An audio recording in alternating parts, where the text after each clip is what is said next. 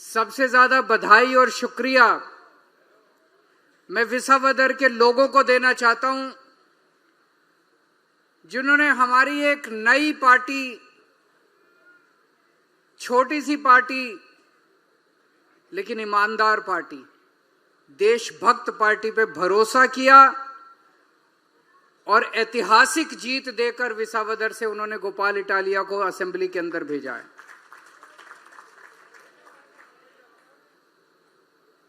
आप सब लोगों ने बहुत मेहनत की। गुजरात के सभी कार्यकर्ताओं ने रात दिन 2 महीने तक मेहनत की।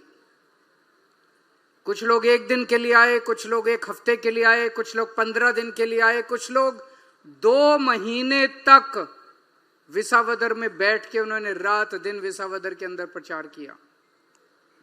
आप सब लोगों को बहुत बहुत बधाई, बहुत बहुत शुक्रिया आप सब लोगों का।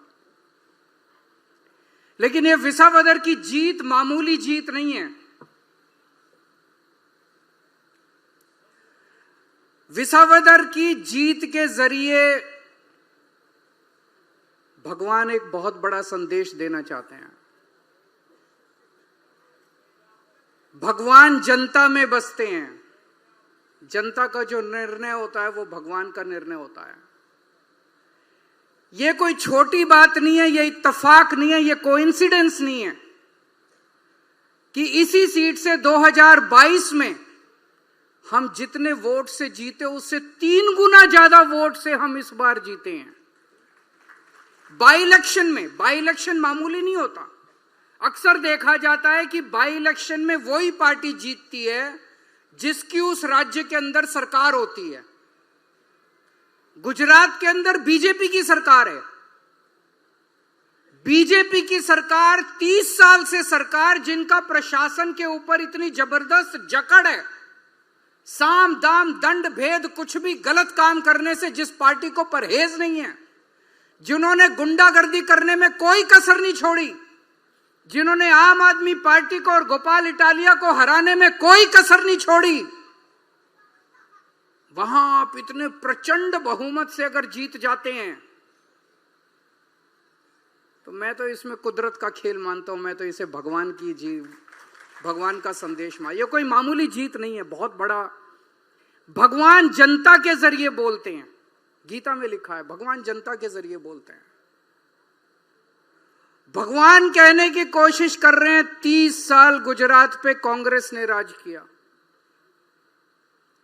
30 साल गुजरात पे बीजेपी ने राज किया। अब समय का चक्र घूम गया है पूरा। अब बीजेपी का जाने का टाइम आ गया। अब बीजेपी का जाने का टाइम आ गया है। अब नई पार्टी आएगी, ईमानदार पार्टी आएगी, देशभक्त पार्टी आएगी जो कि अच्छा काम करेगी। इन्होंने बेड़ा गर्क कर दिया बीजेपी ने। 30 साल में इन्होंने, बीजेपी ने क्या हाल कर दिया गुजरात का, आप सोचिए। मैं सूरत के में अभी गोपाल भाई वहां पे विजय यात्रा के लिए गए थे। उसके पहले ईशुदान भाई गए थे 1 दिन के लिए। सूरत जैसे शहर में पानी की बाढ़ आ रही है। घरों के अंदर, मैंने ईशुदान से बात की। ईशुदान उन सोसाइटी जहां लोगों ने करोड़ों करोड़ों रुपए के फ्लैट ले रखे हैं, घर ले रखे हैं, करोड़ों रुपए के बंगले, उनके ड्राइंग रूम में, बेडरूम में पानी घुस गया। 30 साल में क्या हाल कर दिया बीजेपी ने गुजरात का। उनके टीवी पानी में उनके टीवी डूब गए, सोफे डूब गए उनके पानी में। ईशुदान भाई उनके घरों के अंदर, सोसाइटी के अंदर होके आ रही है। क्या 30 साल में तुमने ये हाल कर दिया गुजरात का। अरे कुछ अच्छा काम करते यार। मैं अभी विसावदर चुनाव प्रचार के लिए गया। एक दिन राजकोट एयरपोर्ट पे उतरा मैं। जूनागढ़ जाना था।